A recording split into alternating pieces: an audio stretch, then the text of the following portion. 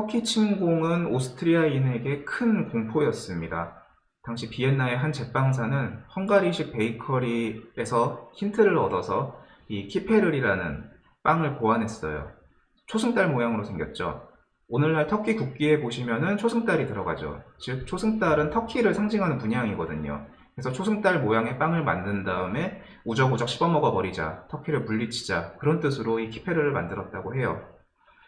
훗날 오스트리아의 공주가 프랑스 왕실에 시집가서 왕비가 됩니다. 왕비는 자기가 어린 시절 비엔나에서 먹었던 키페르리 먹고 싶어서 하인한테 키페르 좀 가져와라 그랬는데 파리에는 그런 빵이 없다는 거예요. 낙담한 왕비를 위해서 비엔나 출신의 제빵사가 파리에서 키페르가 유사한 빵을 만들었으니 그게 바로 크루아상입니다. 즉 빵에 있어서 프랑스가 세계 최고인 것은 분명한 사실이잖아요. 그런 프랑스의 대표적인 빵도 알고 보니까 오스트리아에서 유래했다는 것. 그만큼 오스트리아의 모든 수준이 전반적으로 선진국과 동급이었을 뿐 아니라 그런 선진국에 영향을 끼치는 위치에 있었다는 것을 보여주는 사례라고 할 수 있겠습니다. 참고로 키페르리 먹고 싶다고 했던 그 왕비가 바로 마리 앙뚜아네트입니다. 합스부르크 왕가 출신으로 프랑스 왕실에 시집간 것이었고요. 여기서도 우리는 다른 왕실과의 혼인으로 사돈관계를 맺어서 이 네트워크를 넓혀나가는 것에 열심이었던 합스부르크의 통치 스타일을 엿볼 수 있는 것입니다. 빵만 잘 만드는 게 아니라 커피도 잘 만들어요. 오죽하면 비엔나 커피라는 말이 있었을까요? 그런데 비엔나에는 비엔나 커피라는 이름의 제품은 없습니다. 우리가 흔히 비엔나 커피라고 부르는 것을 비엔나 본토에서 오리지널로 마시려면 크게 두 가지 선택지가 있는데 첫 번째가 사진에 있는 멜랑주입니다. 카푸치노와 비슷한 스타일이라고 보시면 될 것 같고요. 커피는 원래 터키 등 중동의 문화거든요. 그걸 유럽에 처음 소개한 것은 이탈리아로 알려져 있는데 단순히 커피를 마시는 그런 게 아니라 카페 문화를 정착시키고 유럽식으로 커피를 개량한 것은 단연 비엔나입니다. 아마 그러니까 우리도 비엔나 커피라는 말을 고유명사처럼 사용할 수 있는 것이라고 생각이 돼요.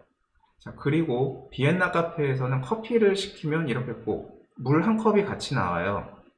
모르는 사람이 이걸 보면 잠깐 당황합니다. 이거는 왜 주는 걸까? 스푼을 닦으라고 주는 걸까? 손을 씻으라고 주는 걸까? 마셔도 되는 걸까? 당연히 마셔도 되는 물입니다. 이것은 오랜 전통에 따른 관습이고요. 커피를 마시기 전에 먼저 물로 입을 헹군 다음에 커피 본연의 맛과 향을 음미하라는 의도로 물을 함께 주는 것이라고 합니다. 그런데 제가 알기로는 생수를 주는 것은 아닌 것으로 알고 있고 마셔도 되는 수돗물이라고 보시면 될 것 같아요. 비엔나에서 본토 비엔나 커피를 마실 수 있는 두 번째 선택지는 바로 아인슈페너입니다. 커피 위에 휘핑크림이 두껍게 올라가요. 뜨거운 커피 위에 차가운 크림을 올려요. 자, 아인슈페너라는 이름은 채찍질하는 사람, 즉 마부라는 뜻을 가지고 있어요.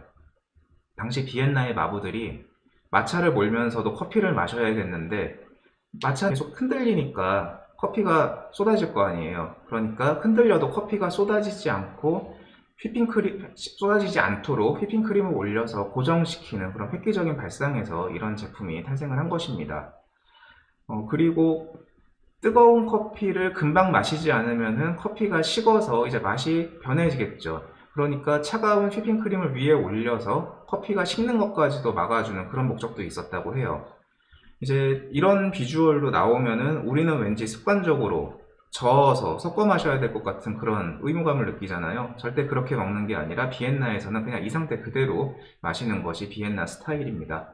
아무튼 우리가 이 아인슈페너에서 얻을 수 있는 그런 이야기는 카페에서 티타임을 즐기는 것을 넘어서 마부들은 아무래도 좀 낮은 천안신문 취급을 받았을 거 아니에요? 그런 마부들까지도 쉬는 시간이 아니라 일하는 시간 중에도 커피를 마시는 게 당연한 일상이었던 그런 중세시대 비엔나의 커피의 존재감, 그런 위상을 상징적으로 보여주는 게 아닌가 생각됩니다.